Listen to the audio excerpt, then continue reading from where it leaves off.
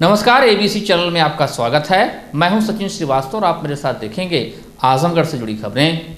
आइए नजर डाल लेते हैं आज की खास खबरों पर। खबर के प्रायोजक हैं Sarvodaya Mahila PG college Harbanspur Azamgarh. Admission open. स्नातक कला संकाय, स्नातक विज्ञान संकाय, स्नातकोत्तर कला संकाय, स्नातकोत्तर विज्ञान संकाय और BTC DElEd. Lifestyle furniture Birladi Azamgarh. सभी प्रकार के फर्नीचर एवं इलेक्ट्रॉनिक सामानों की संपूर्ण रेंज और paradise International School Hirapatti Azamgarh. Admission open. Play group class 10th।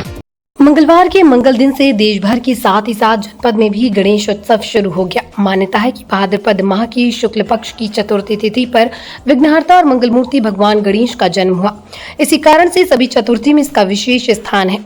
आज से घर घर और बड़े बड़े पंडालों में गणेश प्रतिमाएं स्थापित करके उनकी विधिवत पूजा अर्चना शुरू हो गई। कहते हैं गणेश चतुर्थी से लेकर अनंत चतुर्दशी तक भगवान गणेश अपने भक्तों के बीच रहते हैं और उन्हें अपनी पूजा उपासना का अवसर देते हैं। महापर्व की इस अवधि में गणेश भगवान की पूजा करने से हर संकट दूर हो जाता है और श्रद्धालुओं को मनचाहा वरदान भी प्राप्त होता है। गौरतलब है कि चतुर्थी तिथि के दिन चंद्रमा जिसके मस्तिष्क का ताज बनकर पूरे विश्व को शीतलता प्रदान करता है, उस अग्र पूज्य देव भगवान गणेश की आराधना के लिए ही भक्त बड़ा गणेश मंदिरों में हाजिरी लगा रहे हैं। 3 सिद्ध गणेश पीठों में अपना स्थान रखने वाले इस बड़ा गणेश मंदिर में लोगों को मंगलवार को विधि विधान पूर्वक गणेश जी की पूजा अर्चना की। पर्व को लेकर मंदिर में लगातार गणपति के दर्शन पूजन के लिए लोग आते रहे। तमाम श्रद्धालु बाहरी जनपदों से भी यहाँ आए। वहीं मंदिर में चल रही श्रीमद् भागवत कथा का भी आयोजन किया गया। गणेश चतुर्थी के पावन अवसर पे श्रीमद् भागवत कथा का आयोजन है जो दिनांक 25 सितंबर तक चलेगा और नित्य प्रसाद वितरण होगा और कथा का श्रवण होगा। विनाशक भगवान गणेश जी की चतुर्थी है, पावन चतुर्थी है, जो तिथियों में सर्वाधिक प्रिय तिथि है चतुर्थी। इसी दिन भगवान का जन्म हुआ था, इसलिए पूरे देश में गणेश चतुर्थी का उत्सव मनाया जाता है। और ये विघ्नहर्ता भगवान गणेश जी की पूजन का विशेष फल है इसमें। तो आज के दिन जो भगवान का गणेश जी का पूजन करता है उसकी सारी मनोकामना पूरी होती है, कष्ट दूर होता है। आजमगढ़ शहर के मध्य में बड़ा देव मंदिर के पास माधवरगंज में स्थित अग्रवाल स्टेशनर्स नामक फर्म पर मंगलवार को दिन में जीएसटी विभाग की आजमगढ़ की टीम ने छापेमारी की। टीम के अधिकारी राजनाथ तिवारी ने बताया कि उनके सीनियर अधिकारियों को शिकायत मिली थी, जिसके बाद निर्देश मिलने पर स्पेशल इन्वेस्टिगेशन टीम यहां जांच पर पहुंची। अभी स्टॉक इन्वेंट्री की जांच की जा रही है। इनके स्टॉक से कंप्यूटर पर जो स्टॉक इन्वेंट्री दर्ज है उससे मिलान करके अगर स्टॉक एक्सेस या कम पाया जाता है तो उसके आधार पर पेनाल्टी लगाई जाएगी। फिलहाल अभी कार्रवाई जारी है जो कि घंटे चलेगी। बता दें कि कुछ दिन पहले ही पन्नालाल के चौक स्थित फर्म समेत 7 स्थानों पर जीएसटी विभाग की छापेमारी हुई, जिसमें बाद में 65 लाख रुपए की पेनाल्टी लगाई गई। अब देखना है कि इस मामले में जीएसटी की टीम क्या कार्रवाई करती है। अग्रवाल स्टेशनर्स पे आप लोग आए हैं, क्या किन मुद्दों पे जांच हो रही है? इनकी एक जांच करने आए हैं। एक कंप्लेंट इनकी थी और उस कंप्लेंट के संबंध में जांच करने आए हुए हैं। प्रॉपर आईएनएस इसके लिए जारी है हमारे जीसी साहब के द्वारा। अभी जांच हमारी चल रही है। अभी स्टॉक की इन्वेंट्री बनाई जा रही है। स्टॉक इन्वेंट्री बन जाएगी, उसके पश्चात इनके कंप्यूटर स्टॉक शीट से उसका मिलान करेंगे और मिलान में जो भी माल की अनियमितता मिलेगी, एक्सेस मिलेगा या शॉर्टेज मिलेगा, उस पर जो भी टैक्स बनता होगा, पेनाल्टी बनती होगी, वो इनसे जमा कराया जाएगा। एमआरपीज और स्टॉक को लेकर के अभी तक की जांच में कुछ स्पष्ट हो पाया है? नहीं, अभी तक तो कुछ नहीं स्पष्ट हो पाया है, क्योंकि अभी जांच चल रही है। अभी जब पूरा स्टॉक की इन्वेंट्री बन जाएगी उसके पश्चात हम लोग फिर वैल्यूएशन उसका करेंगे। कब से ये स्टार्ट किए हैं? ये हम लोग स्टार्ट किए हैं, लगभग हम लोग आए हैं नियर अबाउट 12:30 बजे से स्टार्ट किए हैं। कब तक उम्मीद है कि इसका रिजल्ट मिल जाएगा? अभी हम समझ रहे हैं, चूँकि अभी स्टॉक की जांच चल रही है तो करीब लगभग 1 घंटा तो लग जाएगा अभी स्टॉक की इन्वेंट्री तैयार होने में, और उसके पश्चात कम से कम 2 घंटे और लगेंगे। तो 3 घंटे तो हम मान के चलें अभी कि 3 घंटे अभी लगेंगे। शहर में और भी व्यवसायी हैं, क्या उन लोगों पर भी कार्रवाई की जाएगी, जांच होगी जो अवैध तरीके से इसमें लिप्त होंगे उस तरीके से? नहीं, अवैध तरीके से जो भी लिप्त होंगे और जिनके विरुद्ध कोई शिकायत प्राप्त होगी या हमारे डेटा एनालिसिस के द्वारा पोर्टल पर अगर हमको कोई अनियमितता, कोई भी विवेचन प्रकाश में आता है तो उसकी तो रूटीन जांच हम करते ही हैं। प्रॉपर अनुमति से की जाती है। हमारे जेसी साहब अनुमति देते हैं, तो उसके लिए तो विभाग ही हमारा बना है। विभाग का नाम ही है स्पेशल इन्वेस्टिगेशन डिपार्टमेंट, विशेष अनुसंधान शाखा। तो हमारा कार्य ही यही है।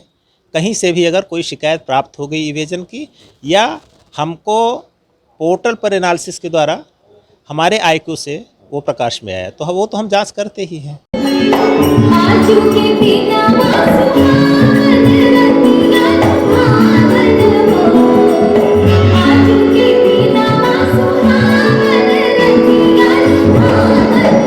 प्रख्यात गायिका मैथिली ठाकुर के बोल वास्तव में सटीक ही लगे कि आज के दिनवा सुहावन रतिया लुभावन हो। जी हाँ, ये जनपद के लिए बेहद ही खास दिन था और बहुत हाई यादगार था, क्योंकि ये दिन रात थी आजमगढ़ महोत्सव के उद्घाटन की, जिसका मंत्री कृषि शिक्षा एवं कृषि अनुसंधान विभाग उत्तर प्रदेश सूर्य प्रताप शाही द्वारा राजकीय पॉलिटेक्निक आजमगढ़ में शुभारंभ दीप प्रज्वलित कर किया गया। इस अवसर पर हुनर संस्थान आजमगढ़ के बच्चों द्वारा आजमगढ़ थीम सॉन्ग पर नृत्य की प्रस्तुति की गई। इसी के साथ ही मैथिली ठाकुर द्वारा लोक गायन की प्रस्तुति, जस्सू खान द्वारा राजस्थानी लोक गायन एवं संगीत नाटक अकादमी द्वारा ब्रज की होली की प्रस्तुति की गई।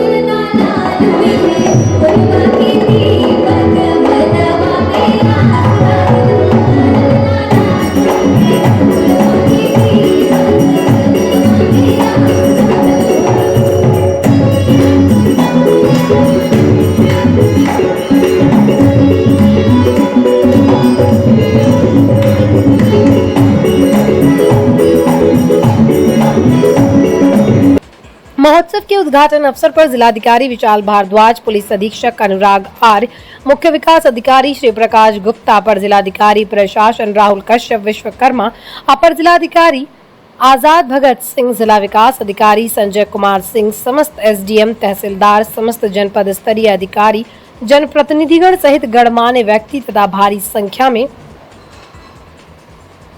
आम जनमानस उपस्थित रहे। इस दौरान प्रदेश सरकार के कृषि मंत्री ने कहा कि जिला प्रशासन और स्थानीय नागरिकों ने मिलकर एक सप्ताह का महोत्सव, जिसमें आजमगढ़ के गौरवशाली अतीत और विकसित और विकास युक्त आजमगढ़ का प्रस्तुत किया जा सकेगा। लोक कलाओं के साथ यहाँ के कारीगर कला जो यहाँ जनता के बीच उजागर हो सकेंगी, उसके माध्यम से आजमगढ़ एक विकसित के रूप में खड़ा हो सकेगा।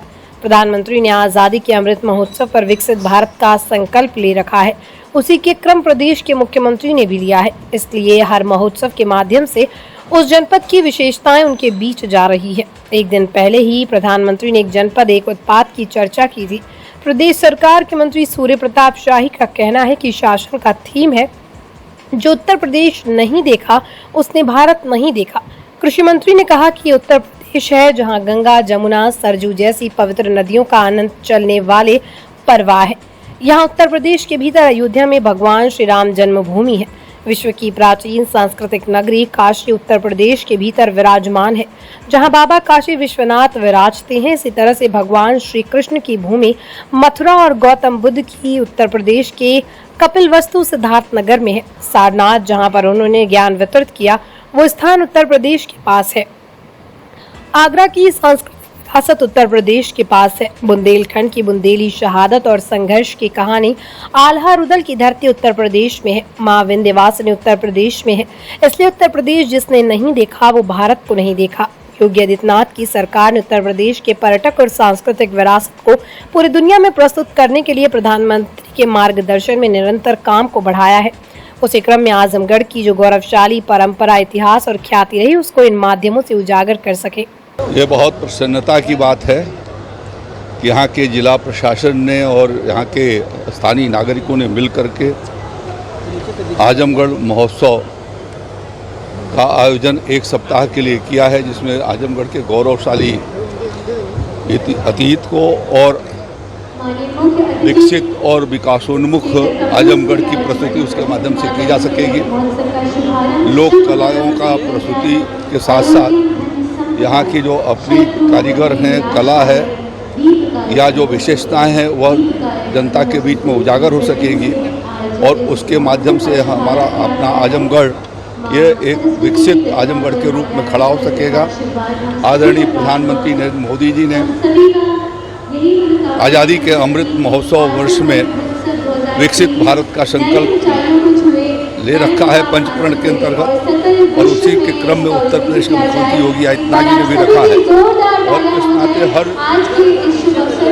महोत्सवों के माध्यम से उस जनपद की विशेषताएं जनता के बीच में जा रही हैं। कल भी प्रधानमंत्री ने एक जनपद एक उत्पाद की चर्चा किया था। आदरणीय मुख्यमंत्री योगी आदित्यनाथ जी ने कुछ वर्षों के पूर्व एक जनपद एक उत्पाद को शुरू किया और उसके माध्यम से उस जनपद की विशेषताएं सिर्फ देश में ही नहीं, दुनिया के भीतर जगह बना रही हैं। यह उसका एक बेहतर प्लेटफार्म है। मैं इस एक सप्ताह के चलने वाले कार्यक्रम के लिए अपनी ओर से बधाई और शुभकामनाएं देता हूं। सर, एक शासन का थीम है कि जिसने उत्तर प्रदेश नहीं देखा और किसी ने भारत नहीं देखा, किस तरह से पर्यटन। ये सच है कि जो उत्तर प्रदेश नहीं देखा वो भारत नहीं, वर्ष नहीं देखा। ये भारत, हमारा उत्तर प्रदेश ऐसा है जो गंगा और जमुना और सरयू जैसी पवित्र नदियों का एक अनंत चलने वाला प्रवाह है। यहाँ पर अपने उत्तर प्रदेश के भीतर अयोध्या में भगवान श्री राम लला की जन्मभूमि है। अपने उत्तर प्रदेश के भीतर सबसे दुनिया की, विश्व की प्राचीन सांस्कृतिक नगरी काशी उत्तर प्रदेश के भीतर विराजमान है, जहाँ बाबा काशी विश्वनाथ विराजते हैं। और इसी तरीके से भगवान श्री कृष्ण की जन्मभूमि मथुरा के भीतर है और दसम अवतार गौतम बुद्ध की जन्मभूमि भी उत्तर प्रदेश के कपिलवस्तु सिद्धार्थ नगर के भीतर है। तो यह एक हमारे लिए, और उन सारनाथ जहाँ पर उन्होंने ज्ञान वितरित किया, ऐसा स्थान उत्तर प्रदेश के पास है। उत्तर आगरा की सांस्कृतिक विरासत धरोहर वो उत्तर प्रदेश के पास है। बुंदेलखंड की बुंदेलों की शहादत की और उनके संघर्ष की कहानी आल्हा रुदल की धरती उत्तर प्रदेश में है। माँ विंध्यवासिनी उत्तर प्रदेश के भीतर है। तो इसलिए उत्तर प्रदेश में जो को नहीं देखा तो वह भारत वर्ष को नहीं देखा, और इसलिए योगी आदित्यनाथ जी की सरकार ने उत्तर प्रदेश के पर्यटन और सांस्कृतिक विरासत को पूरे दुनिया के समाज परोसने के लिए और प्रधानमंत्री जी ने भी उसको गति दिए जाने के लिए उनके मार्गदर्शन में निरंतर इस काम को आगे की ओर बढ़ाया जा रहा है। और अब वो समय आ गया है जब आजमगढ़ के भी जो हमारी गौरवशाली परंपरा, इतिहास और यहाँ की जो ख्याति रही है उसको इस कार्यक्रम के माध्यम से उजागर कर सके। संसद का 5 दिन का विशेष सत्र सोमवार से शुरू हुआ। संसद की पुरानी इमारत में शुरू हुआ ये सत्र संसद की नई इमारत में खत्म होगा। सोमवार शाम में केंद्रीय कैबिनेट की बैठक हुई। मीडिया रिपोर्ट्स के मुताबिक मोदी कैबिनेट ने महिला आरक्षण बिल को मंजूरी दे दी। ये बिल पिछले 27 साल से लटका हुआ है। हालांकि महिला आरक्षण बिल का मुद्दा कोई नया नहीं बल्कि दशकों पुराना है। इसे कई बार सदन में पेश भी किया जा चुका है, लेकिन ये बिल आज तक पारित नहीं हो पाया। विधेयक में लोकसभा और राज्य विधानसभाओं में महिलाओं के लिए 1/3 सीटें आरक्षित करने का प्रावधान है। फिलहाल 33% महिला आरक्षण बिल को मंजूरी मिलने से महिलाओं में हर्ष की लहर है। इस बाबत एबीसी चैनल ने जब आधी आबादी से बात की तो उन्होंने महिला आरक्षण बिल की मंजूरी पर अपनी खुशी जाहिर की। कहा कि महिला आरक्षण बिल की मंजूरी के बाद लगने लगा है कि आने वाला कल आधी आबादी का होगा। इस दौरान उनका ये भी कहना रहा कि मोदी सरकार का एक सराहनीय प्रयास है, लेकिन महिलाओं को 33 नहीं 50% आरक्षण मिलना चाहिए।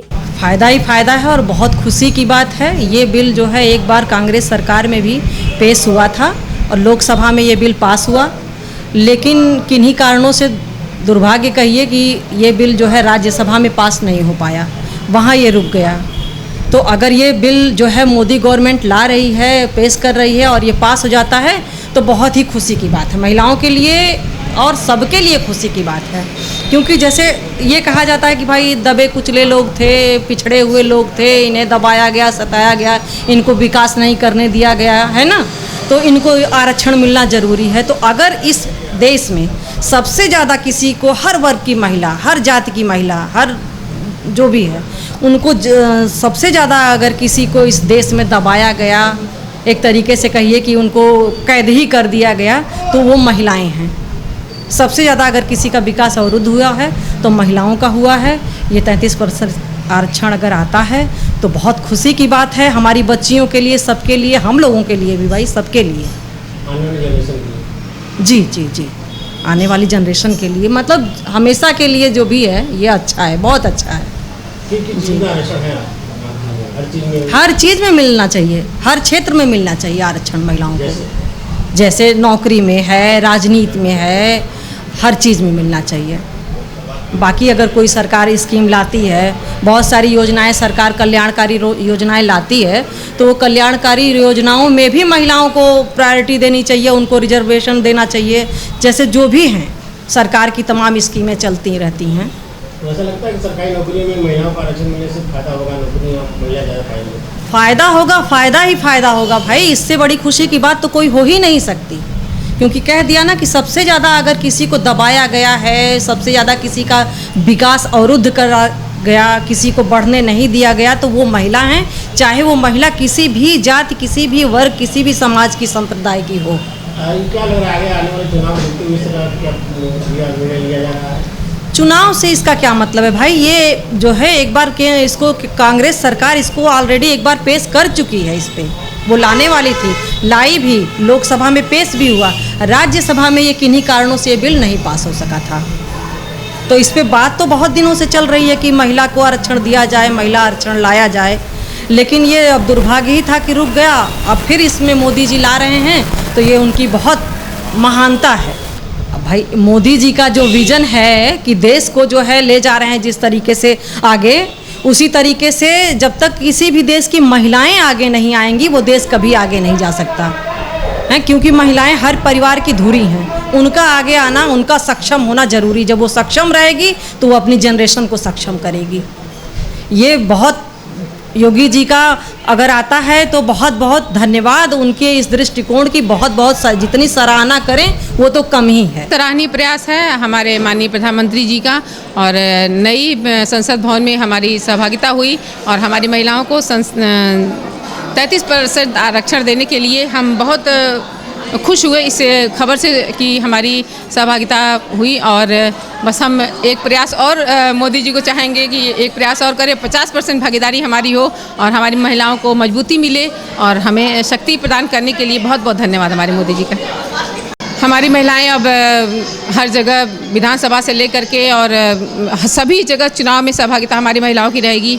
और शिक्षा में हमारी बच्चियों को, हमारी युवा पीढ़ी को जो है आरक्षण मिलेगा। शिक्षा में, नौकरी में, हर चीज़ में हमारी बेटियों को सब आरक्षण मिलेगा।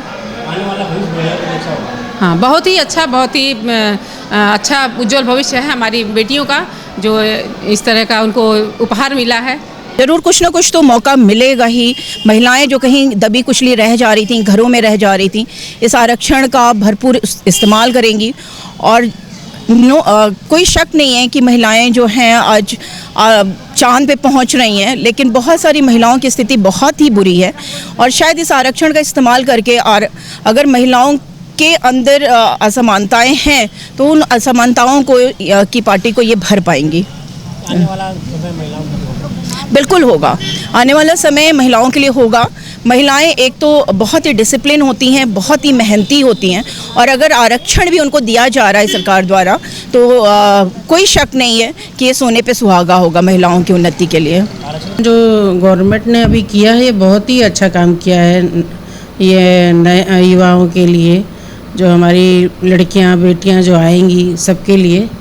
ये बहुत पहले डॉक्टर अंबेडकर ने कहा था कि जिस देश की महिला सशक्त होगी वही देश तरक्की करेगा।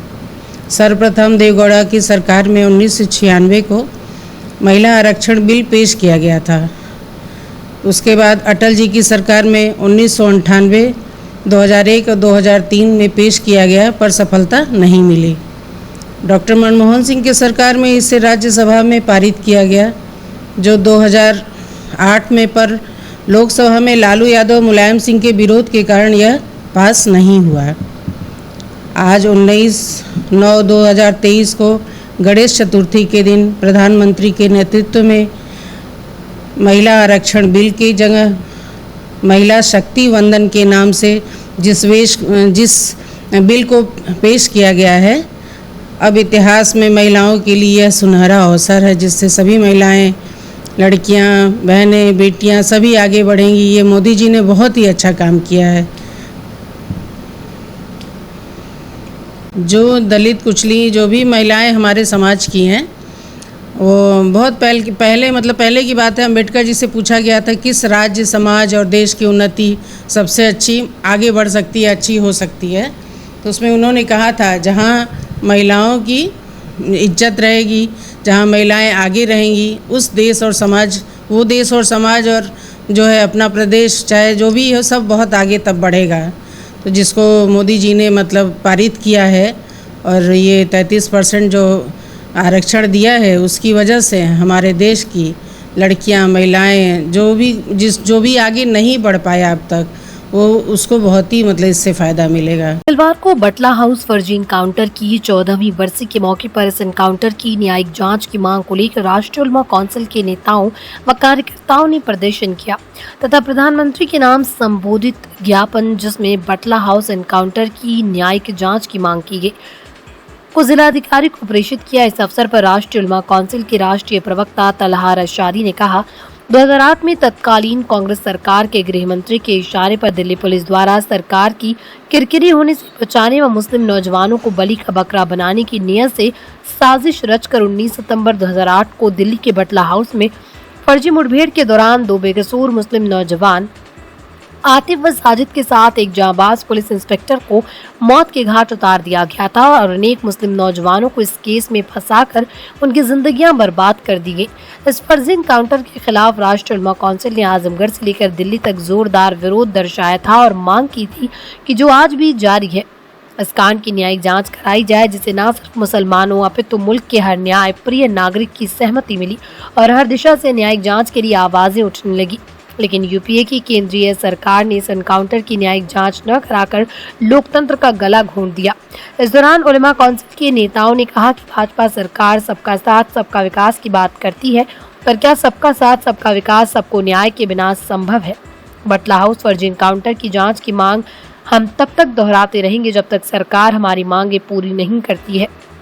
इस अवसर पर मुख्य रूप से प्रदेश अध्यक्ष अनिल सिंह, राष्ट्रीय प्रवक्ता तलहा रशादी, नूरुल हुदा, जिला अध्यक्ष नुमान अहमद, हाजी शकील अहमद, मास्टर तारिक, मिर्जा अजीम, हाफिज अफसार, शहबाज, आमिर, अब्दुल रहीम, मणिराम गौतम, धनश्याम, सोनू सिंह, आरिफ, अशरफ, आजमी आदि लोग उपस्थित रहे। देखिए, आज बटला हाउस, आज 19 सितंबर है। बटला हाउस की बरसी आप जानते हैं कि सन 2008 में आज ही के दिन दिल्ली में एक इनकाउंटर हुआ था, जिसमें आजमगढ़ के 2 होनहार छात्रों का मर्डर हुआ था और एक होनहार पुलिस अफसर मनोज चंद शर्मा जी की हत्या हुई थी।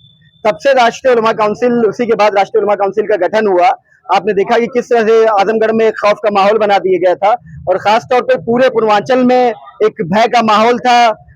लगातार छापे पड़ रहे थे और एक डर और खौफ का माहौल था और मुसलमानों को पूरे हिंदुस्तान में एक शक की निगाह से देखा जा रहा था। आजमगढ़ के नौजवानों को, चाहे हिंदू हो चाहे मुसलमान हो, दूसरे जिलों में, बड़े शहरों में, दिल्ली में, बंबई में, बेंगलुरु में किराए पे मकान नहीं मिल रहा था, नौकरियां नहीं मिल रही थी। ऐसी आंधी और तूफान के हालात में, खौफ और हरास के हालात में राष्ट्रीय उलमा काउंसिल एक जन आंदोलन बनकर खड़ी हुई और उसने अन्याय के खिलाफ आवाज उठाई।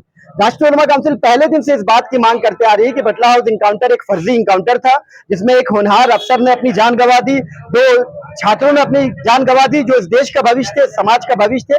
हम इसकी इंक्वायरी की मांग कर रहे हैं, पर तत्कालीन कांग्रेस सरकार अपने गृह मंत्री को बचाने के लिए, अपनी नाकामियों को छिपाने के लिए उन्होंने इनकाउंटर करवाया था, उन्होंने जांच नहीं कराई। उसके बाद अरविंद केजरीवाल लगातार इस नारे के साथ कि हम बटला हाउस इनकाउंटर की जांच करवाएंगे, दिल्ली हुकूमत में आए, उन्होंने जांच नहीं करवाई। उसके बाद प्रधानमंत्री मोदी जी लगातार कहते हैं सबका साथ, सबका विकास और की बात करते हैं। मैं ये पूछना चाहता हूं कि सबका साथ और सबका विकास सबको न्याय के बिना कैसे होगा? तो राष्ट्रीय उलमा काउंसिल लगातार ये मांग करते आ रही है कि बटला हाउस इनकाउंटर की जांच करवाई जाए, ताकि जो सच है वो सामने आ सके। हिंदुस्तान के मुसलमानों पे आतंकवाद का जो एक दाग लगा, उनके दामन पे दाग धुल सके। आजमगढ़ और पूर्वांचल की धरती को जो आतंक की नर्सरी कहा जाता है, वो दाग धुल चुके। अल्लामा शिबली नुमानी और उसके बाद राहुल सांकृत्यायन, पंडित हरिऔध की धरती है, इस धरती पे लगा दाग धुलने की हमारी ये डिमांड है। ये न किसी हिंदू न किसी मुसलमान का इशू है, ये सर्व समाज का इशू है, ये हर आजमगढ़ निवासी का इशू है कि बटला हाउस इनकाउंटर की जांच कराई जाए। आज आप लोग ज्ञापन किसको देने आए? ज्ञापन हम लोग यहाँ पे जिला प्रशासन के जरिए प्रधानमंत्री महोदय को संबोधित ज्ञापन हमने दिया है। ऊपर जो कंसर्न ऑफिसर थे आज इंचार्ज पे, उन्होंने ज्ञापन हमारा लिया है। क्या मांग है? मांग यही है कि बटला हाउस फर्जी इनकाउंटर की SIT के जरिए या न्यायिक जांच कराई जाए। लगभग 2.5 वर्ष पूर्व कोतवाली परिसर में प्रदर्शन करने तथा पुलिस वालों पर पथराव करने के मामले में जिला एवं सत्र अदालत ने कांग्रेस के जिलाध्यक्ष प्रवीण सिंह की जमानत अर्जी मंजूर कर ली है। अभियोजन पक्ष के अनुसार कोरोना की दूसरी लहर के समय लगभग 2.5 वर्ष पूर्व 7 अप्रैल 2021 की दोपहर इंस्पेक्टर कोतवाली कृष्ण कुमार गुप्ता बिना मास्क लगाए राहगीरों की चेकिंग कर रहे थे। इसी चेकिंग के क्रम में स्वर्ण व्यवसायी फर्म रामेश्वर प्रसाद की दुकान पर कुछ लोगों को बिना मास्क लगाए देखकर मास्क लगाने के लिए कहा गया। इस बात पर दुकानदार और ग्राहकों से पुलिस का विवाद हो गया। तब स्वर्ण व्यवसायी को कोतवाली ले आया गया। स्वर्ण व्यवसायी के समर्थन में कांग्रेस के जिला अध्यक्ष प्रवीण सिंह सैकड़ों लोग कोतवाली पहुंच गए और प्रदर्शन करने लगे। इस मुकदमे में कांग्रेस अध्यक्ष प्रवीण सिंह समेत 3 नामजद करते हुए सैकड़ों लोगों के विरुद्ध मुकदमा दर्ज किया गया। इस मामले में प्रवीण सिंह ने 27 अगस्त 2023 को मुख्य न्यायिक मजिस्ट्रेट की कोर्ट में आत्मसमर्पण कर दिया। तब से प्रवीण सिंह कारागार में निरुद्ध है। मंगलवार को जमानत प्रार्थना पत्र पर सुनवाई पूरी करने के बाद जिला एवं सत्र न्यायाधीश संजीव शुक्ला ने दोनों पक्षों के दलीलों को सुनने के बाद जमानत अर्जी मंजूर करते हुए प्रवीण सिंह को 50,000 रुपए के 2 बंद पत्र तथा इसी राशि का निजी मुचलका दाखिल करने पर रिहा करने का आदेश दिया। आपको बता दें कि जेल में बंद रहने के दौरान कांग्रेस पार्टी के प्रदेश अध्यक्ष अजय राय और पूर्व अध्यक्ष अजय कुमार लल्लू ने कांग्रेस जिला अध्यक्ष प्रवीण कुमार सिंह से मुलाकात करके शासन प्रशासन पर कई आरोप लगाए। आजमगढ़ जिले के कुआं देवचंद पट्टी गांव निवासी किसान के करंट लगने से मौत, परिजनों ने बिजली विभाग पर लापरवाही का लगाया आरोप। FIR दर्ज कराने की मांग की।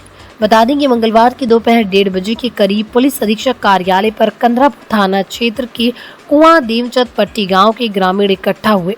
इस दौरान हरेंद्र कुमार ने बताया कि उसके पिता 62 वर्षीय टोलाराम सोमवार की रात 11 बजे खेत में सिंचाई कर रहे थे। खेत से होकर बिजली विभाग का तार गया है जो काफी नीचे है, जिसकी जद में उसके पिता आ गए और करंट लगने से उनकी मौके पर ही मौत हो गई। पीड़ित ने बताया कि इस बात की कई बार बिजली विभाग के साथ पुलिस को भी शिकायत की गई थी कि तार और खंभे को उसके खेत से हटा दिया जाए, लेकिन किसी ने नहीं सुनी। लिहाजा बड़ा हादसा हो गया। इतना ही नहीं, मुकामी थाने पर रिपोर्ट दर्ज कराने पहुंचे तो पहले तो पुलिस ने कहा रिपोर्ट दर्ज हो जाएगी, लेकिन मंगलवार की सुबह पुलिस रिपोर्ट दर्ज करने में हीला हवाली करने लगी।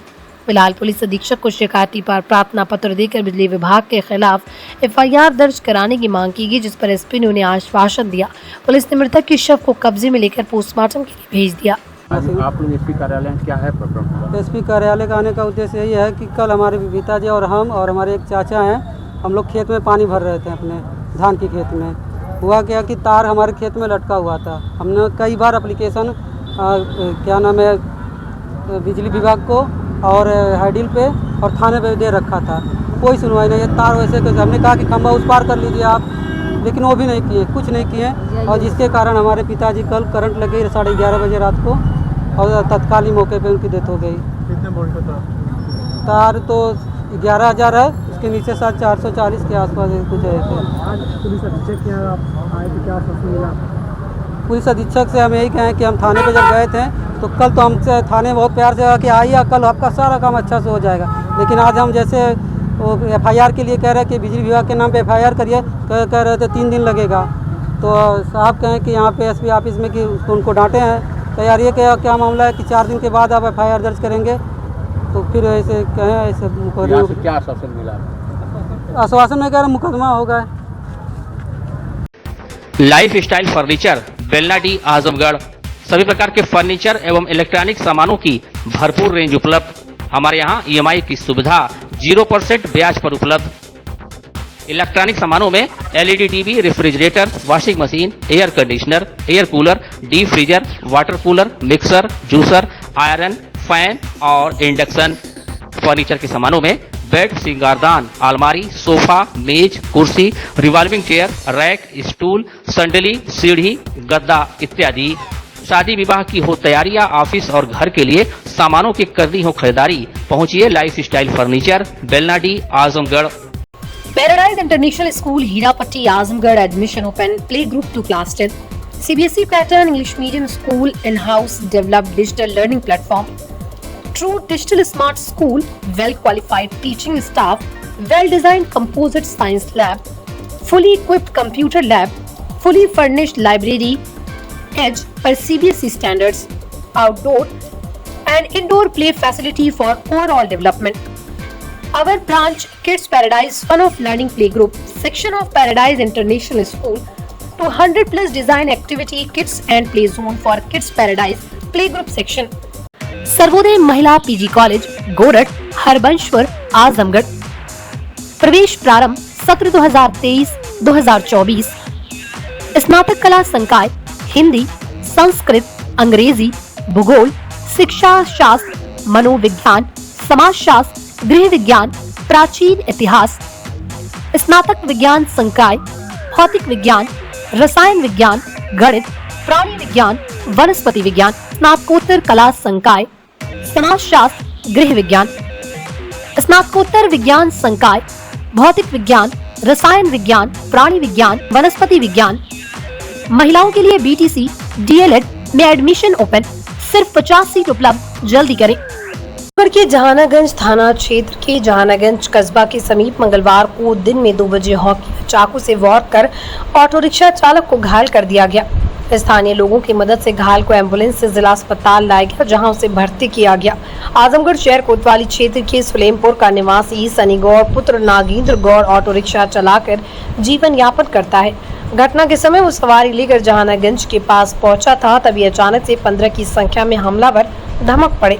उनके हाथों में हॉकी और चाकू भी था। ऑटो रिक्शा चालक सनी गौड़ पर ताबड़तोड़ हमला किया गया, जिससे वो गंभीर रूप से घायल हो गया। हमलावर मौके से फरार होने में कामयाब रहे। आशंका है कि ऑटो रिक्शा पर सवारी लादने के पुराने विवाद को लेकर हमला हुआ है। सनी के पेट में कई बार बाईं तरफ चाकू से वार के घाव हैं, जिसका उपचार करके मरहम पट्टी की गई। सुनते हैं मामले में उसके रिश्तेदार ने क्या कहा। घायल का नाम क्या है? सनी गौड़ है। आप पिता का नाम क्या? पिता का नाम नागेंद्र गौड़ है। कहाँ का रहने वाले हैं? ग्राम सलेमपुर पोस्ट हीरापट्टी जिला में। अच्छा, क्या हुआ इनके साथ? जैसे ऑटो चलाते हैं, रोडवेज ऑटो चलाते हैं, यहाँ सवारी लाते हैं। आज यहाँ सवारी लोड करके गए हैं, जाने के बाद जहानागंज ऑटोमेटिक 1500 लोग आए हैं, सब राड हाँके से चाकू से सवार कर दिए, मार के लोग कर दिए।